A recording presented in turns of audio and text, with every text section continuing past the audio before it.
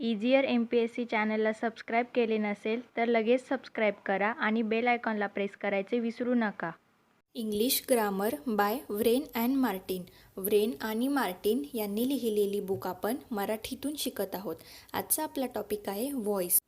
Voice is the form of a verb which shows whether what is denoted by the subject does something or has something done to it. वर्बचा असा form की ज्यावरून आपल्याला समजते एखादा subject असेल तो काहीतरी कार्य करतोय किंवा सब्जेक्टवर काहीतरी कार्य केले जाते हे आपल्याला वर्बच्या फॉर्मवरून समजते. आता आपण बघूया active voice. A verb is in the active voice when its form shows that the person or thing denoted by the subject does something or in other words the doer of the action. आता active voice म्हणजे नक्की काय, तर active व्हॉइसमधील जो वर्बचा form आहे त्यावरून आपल्याला समजते की एखादी वस्तू किंवा व्यक्ती काहीतरी काम काहीतरी कार्य करत आहे. उदाहरणवरून आपण समजून घेऊया. रामा हेल्प्स हरी. आता राम हरीची मदत करतो. इथे आपण बघितले की वर्बच्या फॉर्मवरून आपल्याला समजते की सब्जेक्टने काहीतरी कार्य केलेले आहे. In this sentence the form of the verb shows that the person denoted by the subject does something. म्हणजे वर्बच्या फॉर्मवरून आपल्याला समजते. आता इथे वर्ब काय, तर हेल्प हे वर्ब झाले आणि हेल्प्स हे सिम्पल प्रेझेंट टेन्समधले फॉर्म झाले वर्बचा. तर रामा हेल्प्स हरी. तर इथे रामाने काय केले हे आपल्याला डायरेक्टली समजते की राम हरीची मदत करतो, म्हणजे राम मदत केली हे आपल्याला वर्बच्या फॉर्मवरून डायरेक्टली समजत आहे. The verb helps is said to be in the active voice. म्हणजे वर्ब हे हेल्प हे वर्ब ॲक्टिव्ह व्हॉइसमध्ये आहे असे म्हटले जाते. नेक्स्ट आपण बघूया passive voice. A verb is in the passive voice when its form shows that something is done to the person or thing denoted by the subject. आता पॅसिव्ह व्हॉइसमधील सेंटेन्समधील वर्बचा जो फॉर्म असतो त्यावरून आपल्याला समजते की कर्त्याद्वारे एखाद्या वस्तूवर किंवा व्यक्तीवर काहीतरी कार्य केले जात आहे. आता उदाहरण बघूया. Hari his help by Rama. आता हरीची मदत रामाद्वारे केली जात आहे आणि आपण ॲक्टिव्ह व्हॉइसमध्ये बघितले की रामा हेल्प्स हरी.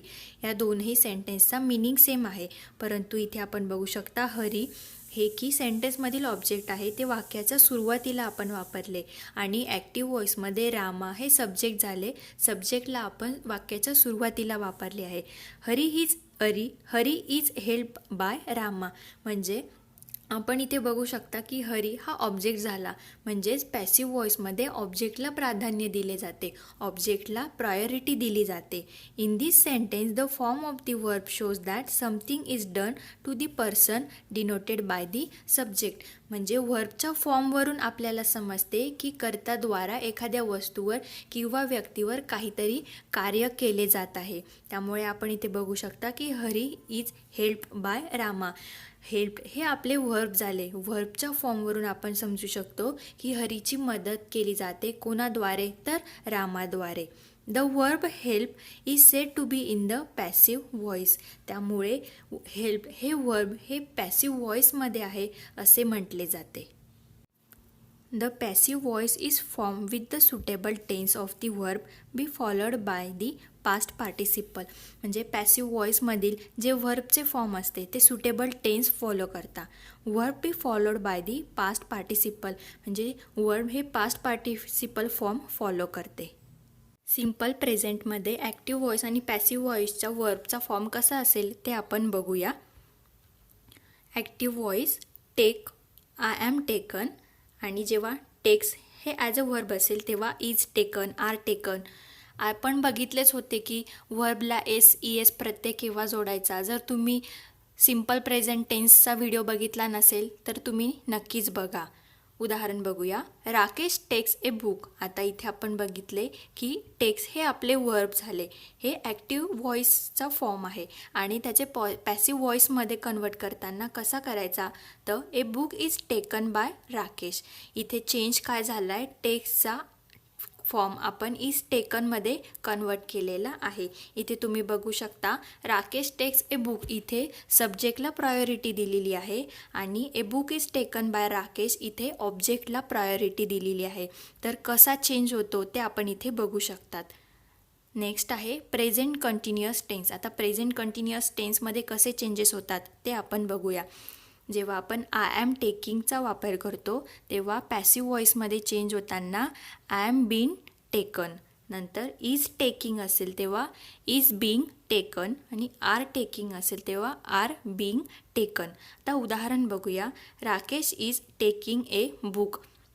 आता आपण इथे बघितले की इज टेकिंग हा वर्बचा फॉर्म झाला.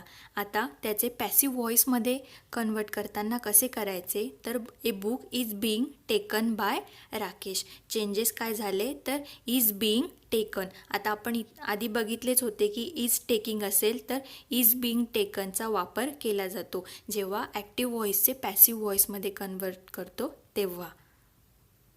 प्रेझेंट परफेक्ट टेन्समध्ये काय चेंजेस होतात ते आपण बघूया. ॲक्टिव्ह व्हॉईसमध्ये हॅज टेकन असेल तर त्याचे पॅसिव्ह व्हॉईसमध्ये करताना हॅज बीन टेकन असे होते. हॅव टेकन असेल तर पॅसिव्ह व्हॉईसमध्ये करताना हॅव बीन टेकन असा फॉर्म वापरला जातो. उदाहरण बघूया. Rakesh has taken a book. आता आपण इथे बघू शकता की हे सेंटेन्स ॲक्टिव्ह फॉर्ममधील आहे. तिथे आपण हॅज टेकनचा वापर केला आहे. हॅज टेकननुसार आपण इथे चेंजेस करतो हॅज बीन टेकन. त्यामुळे a book has been taken by Rakesh. इथे आपण बघू शकतात की आपण हॅज बीन टेकनचा वापर केलेला आहे. म्हणजे ॲक्टिव्ह व्हॉईसचे पॅसिव्ह व्हॉईसमध्ये चेंज करताना आपण हॅज टेकनचा हॅज बीन टेकन असे केलेले आहे. सिम्पल पास्टमध्ये काय चेंजेस होतात ते आपण बघूया. ॲक्टिव्ह व्हॉईसमध्ये वर्ब टूक असेल तर ते पॅसिव्ह व्हॉईसमध्ये वॉच टेकन, वेअर टेकन असे वापरले जाते. उदाहरण बघूया. राकेश टूक ए बुक. आता टूक हे इथील वर्ब झाले. त्याचा ॲक्टिव्ह व्हॉईसचा पॅसिव्ह व्हॉईसमध्ये चेंज होताना कसा होईल, तर a book was taken by Rakesh. इथे आपण बघितले टूक असेल तर वॉच टेकनचा वापर केला जातो. नेक्स्ट आपण बघूया पास्ट कंटिन्युअस टेन्स. आता पास्ट कंटिन्युअस टेन्समध्ये ॲक्टिव्ह व्हॉईस असेल तर वर्ब वॉज टेकिंग आणि पॅसिव्ह व्हॉईसमध्ये was being taken. Were taking असेल तर वेअर बीइंग टेकन. आता उदाहरण बघूया. Rakesh was taking a book. आता इथे आपण बघू शकतात आपण was taking as a verb वापरले. तर वॉज टेकिंगनुसार त्याचा पॅसिव्ह व्हॉईसमध्ये चेंज होताना काय होईल, तर was being taken.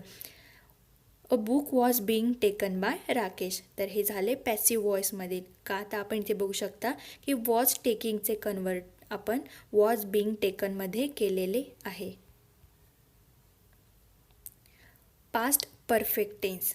Past perfect टेन्समध्ये ॲक्टिव्ह व्हॉईसमध्ये हॅड टेकनचा वापर केला जातो आणि पॅसिव्ह व्हॉईसमध्ये हॅड बीन टेकन. आता उदाहरण बघूया. Rakesh had taken a book. आता इथे हॅड टेकनचा वापर केला आहे. त्याचे पॅसिव्ह व्हॉईसमध्ये कन्वर्ट करताना कसे होईल, तर a book had been taken by Rakesh. Had टेकनचे कन्वर्जन इथे हॅड बीन टेकनमध्ये झालेले आहे. नेक्स्ट आपण बघूया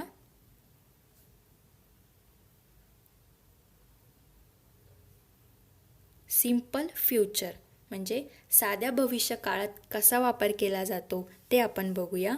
ॲक्टिव्ह व्हॉईसमध्ये विल टेकचा वापर केला जातो. विल टेक असेल तर विल बी टेकन. पॅसिव्ह व्हॉईसमध्ये असा चेंज होईल. शाल टेक असेल तर शाल बी टेकन. आता उदाहरण बघूया. Rakesh will take a book. इथे आपण बघू शकता की विल टेकचा आपण वापर केला आहे. तर ॲक्टिव्ह व्हॉईसमध्ये चेंजेस होताना काय होतील, तर विल बी टेकन. आता इथे बघू शकता आपण a book will be taken by Rakesh. Will टेकचे आपण कन्वर्जन विल बी टेकनमध्ये केलेले आहे. म्हणजे ॲक्टिव्ह व्हॉईसचे पॅसिव्ह व्हॉईसमध्ये करताना विल बी टेकनचा वापर आपण केलेला आहे. नेक्स्ट आपण बघूया can, may, must etcetera plus base. म्हणजे जेव्हा सेंटेन्समध्ये कॅन, मे, मस्ट असतील तर तेव्हा काय चेंजेस होतात ते आपण बघूया. कॅन टेक असेल तर can be taken. Must take असेल तर मस्ट बी टेकन. आता उदाहरण बघूया. Rakesh can take a book. आता आपण बघितले की कॅन टेक असेल तर त्याचा चेंज कॅन बी टेकन असा होईल. त्यामुळे a book can be taken by Rakesh. Next, Rakesh must take a book. आता मस्ट टेकचं चेंजेस काय होईल तर मस्ट बी टेकन. त्यामुळे इथे आपण बघू शकता a book must be taken by Rakesh.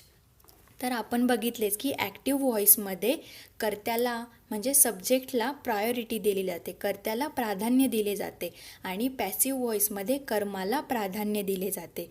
तर आपण आजच्या व्हिडिओमध्ये बघितले की ॲक्टिव्ह व्हॉईस म्हणजे काय तर वर्बचा असा फॉर्म ज्यावरून आपल्याला समजते की एखादी व्यक्ती वस्तू काहीतरी काम करत आहे. आणि पॅसिव्ह व्हॉईसमध्ये वर्बचा असा फॉर्म आहे की ज्यावरून आपल्याला समजते की कर्त्याद्वारा एखाद्या वस्तूवर किंवा व्यक्तीवर काहीतरी कार्य केले जात आहे. जर तुम्हाला हा व्हिडिओ आवडला तर नक्कीच लाईक, कमेंट, शेअर आणि सबस्क्राईब करायला विसरू नका. व्हिडिओची PDF तुम्हाला डाउनलोड करायची असेल तर डिस्क्रिप्शनमध्ये दिलेल्या लिंकवर जाऊन तुम्ही डाउनलोड करू शकतात. थँक्यू.